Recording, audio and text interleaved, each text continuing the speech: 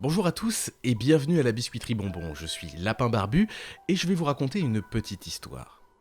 Cette histoire est une histoire qui est tirée de mon expérience personnelle. Je vais donc devoir remettre un petit peu de contexte. Il y a quelques années de cela, je me suis découvert une passion pour l'urbex, l'exploration urbaine. À une époque où quand tu disais que tu faisais de l'exploration urbaine, que tu allais dans des lieux abandonnés, les gens te regardaient comme si t'étais un dangereux psychopathe et que t'avais besoin d'aller voir un psy. Mais moi, à l'époque, vraiment, ça me passionne. J'adore remonter l'histoire des lieux, comprendre qui l'a construit, qui y a vécu, ce qui s'y est passé, et pouvoir comprendre aussi pourquoi le lieu a été laissé à l'abandon, pourquoi il a été oublié, pourquoi il est dans un tel état aujourd'hui. Un après-midi, j'ai repéré plusieurs spots, je me suis créé un petit itinéraire, et je décide d'aller faire du repérage. Les premiers spots, je joue de malchance. Le premier lieu, il a été rasé. Le deuxième lieu, il est absolument plus visitable, beaucoup trop dangereux, instable. Le troisième a été racheté, il est en rénovation. Il ne me reste qu'une adresse. Un château au milieu de la campagne, perdu au milieu de nulle part. Et c'est probablement le lieu qui m'inspire le plus. J'ai quasiment rien trouvé sur le lieu, je ne sais quasiment rien sur lui. Je me rends donc dans un petit village, je passe par la place de l'église, je pars de l'autre côté du village et à la sortie, il y a un début de forêt. Et au milieu de cette forêt se trouve le château. Je vais me garer sur le bord de la route, dans un petit renfoncement comme je peux, on est à la campagne, il n'y a pas de place pour se garer, et je vais prendre mon appareil photo dans mon sac à dos et je vais traverser la forêt. Plus je me rapproche, plus je vois les fenêtres grandes ouvertes, les vitres cassées, les volets en train de se détacher. Le lieu est magnifique, le château, il est exceptionnel. Il a été construit en plusieurs morceaux. En fait, il y a le reste d'une tour médiévale qui a été rattachée à un morceau un peu plus baroque et une autre partie encore plus récente. En fait, on a pris ce château et on l'a modifié au fil du temps, ce qui lui donne un aspect vraiment unique. Je vais commencer par aller vers la porte principale, je prends quelques photos, la porte principale est fermée, je fais le tour, j'essaie de trouver un accès, tout est fermé.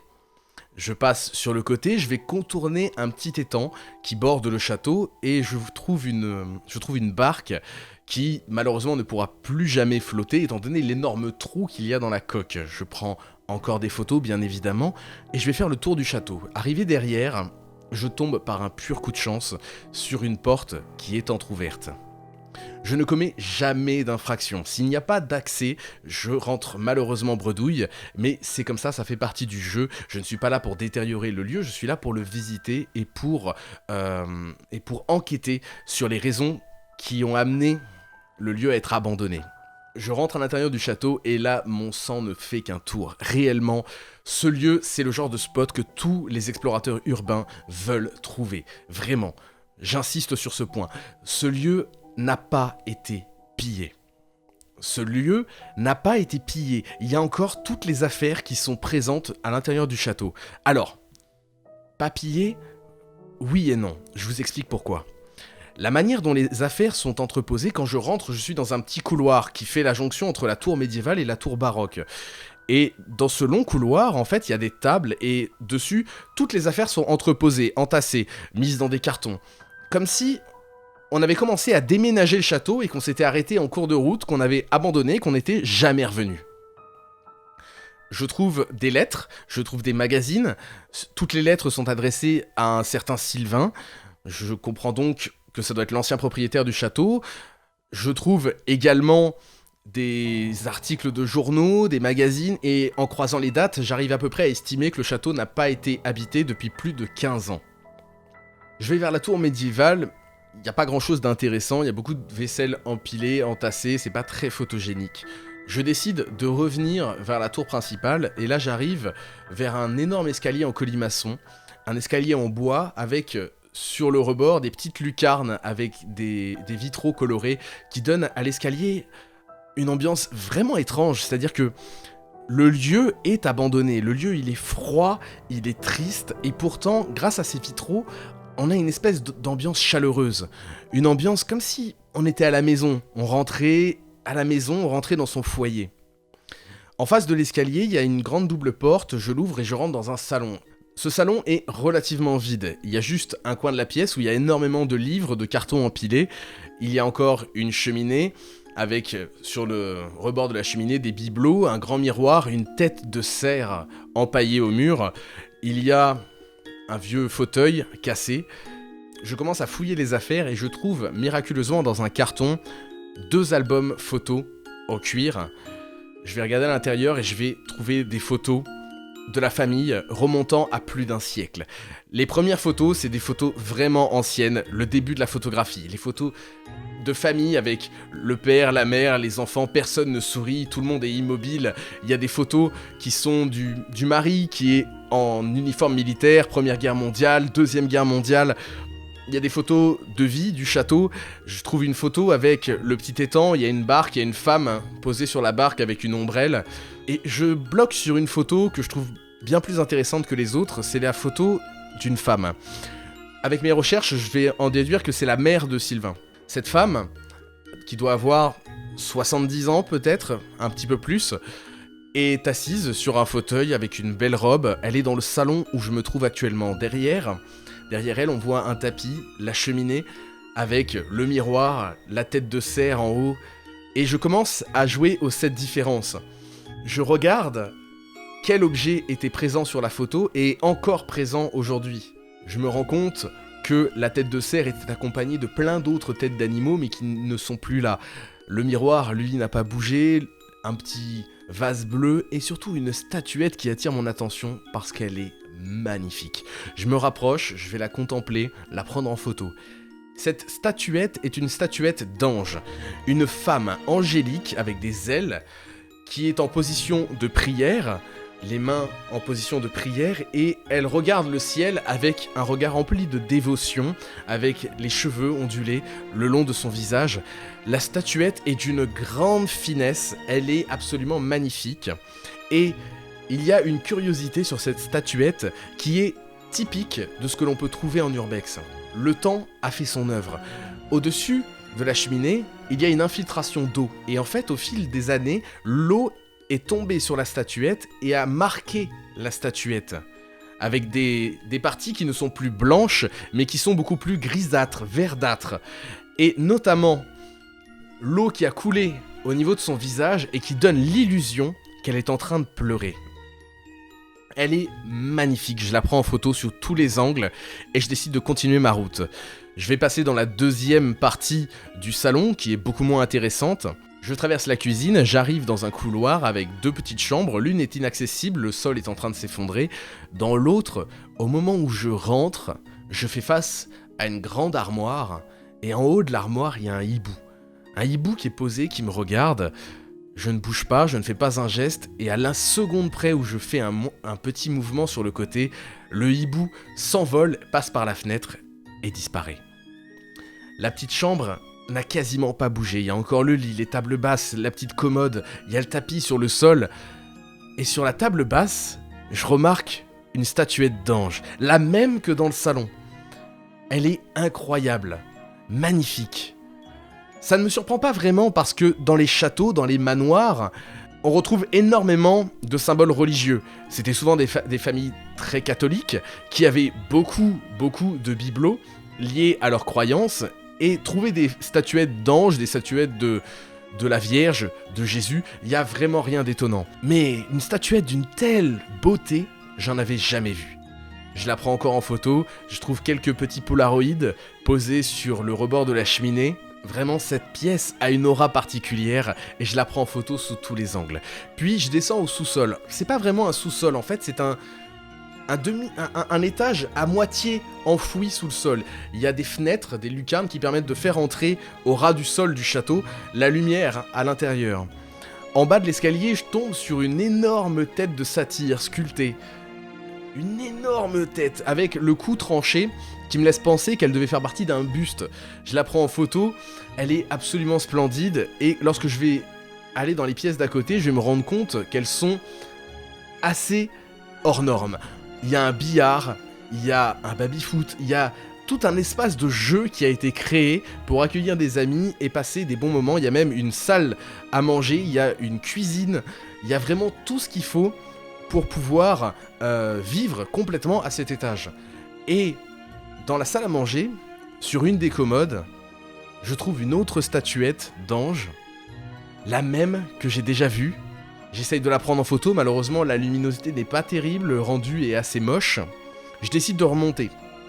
Je vais aller à l'étage supérieur et je vais commencer à visiter les chambres. Je finis par tomber sur la chambre de Sylvain, la chambre de l'ancien propriétaire, et dans cette chambre je vais trouver une boîte en bois avec une effigie de chat sur le dessus. À l'intérieur de ces boîtes je vais trouver des lettres manuscrites qu'il avait échangées avec sa famille, avec ses amis ou avec son amante, une avocate parisienne avec qui il entretenait une relation. Et dans cet échange avec cette avocate, il explique tout ce qui lui arrive. Il explique qu'il a eu des problèmes avec sa famille et que ses enfants ne veulent plus le voir, qu'il a des problèmes judiciaires, qu'il n'a plus un rond. Il est devenu très pauvre, il n'a absolument plus les moyens d'entretenir le château, et c'est probablement pour ça que le château a été abandonné. Parce que quand il est mort, la famille a dit « on n'en veut pas. C'est trop d'investissement, ça coûte trop cher, on n'en veut pas. » Je suis en train de lire les lettres, et tout en lisant, je commence à sentir quelque chose d'étrange. Quelque chose que j'avais pas encore ressenti depuis que je suis entré dans le château. Je sens quelque chose qui me regarde. Je sens un regard qui est posé sur moi, qui est insistant et qui vient de la porte. Je relève les yeux et en fait je remarque qu'à côté de la porte, sur la commode, il y a une statuette d'ange. La même que j'ai déjà vue. Elle regarde, elle est en train de prier, elle regarde le ciel et pourtant... j'ai comme l'impression qu'elle me regarde. C'est bizarre, elle est en train de regarder vers le haut et j'ai l'impression qu'elle regarde vers le bas. J'ai l'impression que son regard me fixe. Je me sens terriblement mal à l'aise, je commence à avoir des frissons. J'essaye de revenir sur ma lecture, mais j'y arrive pas. À chaque fois que je commence à lire, je sens ce regard insistant, ça me met très très très mal à l'aise. Je décide de prendre la boîte, d'aller dans la pièce d'à côté. Je rentre dans la pièce d'à côté, c'est une chambre également. Je commence à m'asseoir et en fait... au moment où je regarde la pièce, je me rends compte que sur la petite cheminée, il y a une statuette d'ange, la même que j'ai vue. Et toujours cette étrange sensation qu'elle est en train de me regarder. Je percute à ce moment-là que chaque fois que je suis rentré dans une pièce, la statuette était toujours tournée dans ma direction.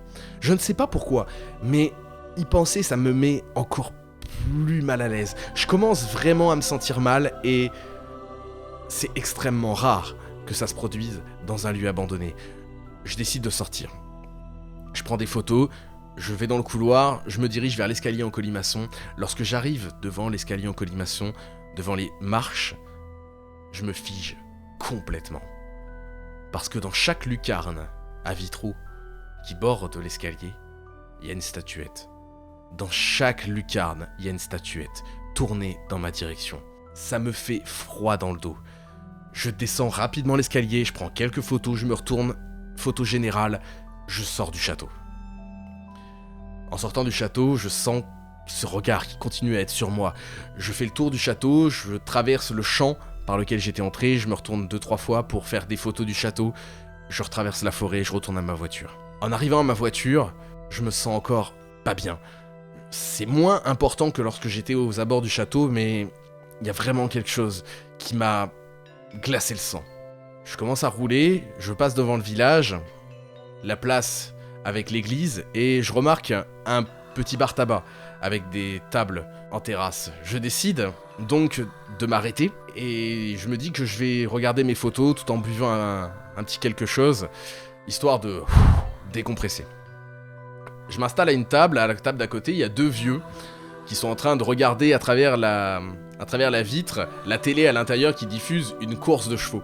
L'un des vieux se lève, vient me voir, en fait c'est les gérants, et il me demande ce que je veux, je lui demande une boisson, il me la ramène, moi entre temps j'avais commencé à sortir mon appareil photo, lorsqu'il revient, il me pose plein de questions sur ce que je viens faire, donc je commence à lui parler de ce que je fais, de ma démarche, voilà, de ma passion pour ces lieux abandonnés, je lui parle du château, et lorsque je lui parle du château, ses yeux s'illuminent. Il me regarde et il me dit « mais je connais super bien le château et la famille qui y a vécu. » En fait, son père était charpentier, c'était un artisan de renom, et la famille de Châtelain faisait énormément appel à ses services pour entretenir les toitures du château. Et lorsque son père allait faire des travaux au château, Il venait toujours avec lui, et comme il avait le même âge que le fils des châtelains, ils passaient leur week-end ensemble.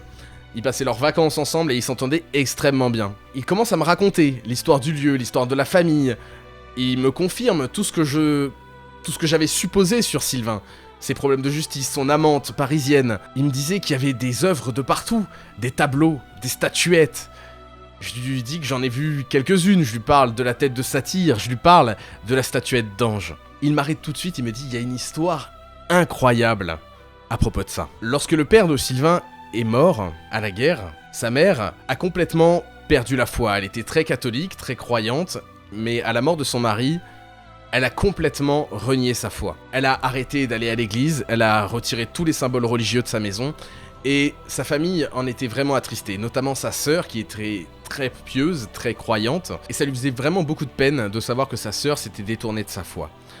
Ainsi, à Noël, elle lui a offert un jour une statuette d'ange, en position de prière, et elle se disait que peut-être cette statuette pourrait raviver la flamme. Mais la mère de Sylvain était pas du tout de cet avis. Elle l'aimait pas du tout. Elle gardait la statuette dans le salon lorsqu'il y avait des invités, et dès qu'elle était toute seule, elle prenait la statuette et elle la mettait dans une chambre d'amis pour ne pas la voir. Et un jour, alors que la sœur devait venir au château pour un week-end, la mère est montée chercher la statuette pour la remettre à sa place, et en redescendant l'escalier en colimaçon, elle a fait une chute. Elle est tombée dans l'escalier, et elle est morte sur le coup. Elle est morte là, en bas de l'escalier, la statuette à la main. Sylvain a récupéré la statuette, l'a mise dans le salon et n'y a plus jamais touché. Je lui dis mais... Attendez, je comprends pas. Vous me parlez d'une statuette, mais moi des statuettes d'anges, j'en ai vu plusieurs dans le château. Il me regarde, il me dit non. Impossible. Il n'y avait qu'une seule statuette d'ange dans le château. J'insiste, je dis non, mais vraiment, je rigole. Je dis non, c'est pas possible. Je vous jure, c'est vrai, j'en ai vu au moins 7 ou 8, il y en a dans quasiment toutes les pièces. Il me dit non, vraiment, je suis sûr de moi. Pendant qu'il me parle, il y a un client qui rentre pour aller acheter ses cigarettes. Le vieux rentre dans le bar et va servir son client. Moi, je commence à bugger sur ce qu'il est en train de me dire. Les photos, je sais. Je vais prendre l'appareil photo, j'ai pris des photos de toutes les pièces. Forcément, je vais lui montrer les statuettes, il va me croire. Je commence à regarder les photos du salon. Je bloque. Il n'y a pas de statuette. Il n'y a pas de statuette sur la cheminée. Je suis complètement fou. Je regarde toutes les photos, je regarde les photos des petites chambres, il n'y a pas de statuette. Le sous-sol, il n'y a pas de statuette. Dans la chambre, il n'y a pas de statuette. Dans l'autre chambre, il n'y a pas de statuette. Dans l'escalier, il n'y a pas de statuette. Il n'y a pas de statuette nulle part, sur aucune photo. Toutes les photos que j'ai prises, je les regarde en boucle 3 fois, 4 fois, je fais le tour. Il n'y a pas de statuette nulle part. Je regarde les photos de l'extérieur et là il y a quelque chose qui me titille. Il y a une fenêtre qui s'est ouverte. Entre l'instant où je suis arrivé et l'instant où je suis reparti, il y a une fenêtre qui a bougé. Je suis sûr de moi, je regarde les photos, quand je suis arrivé, la fenêtre était fermée. Lorsque je pars, la fenêtre est ouverte.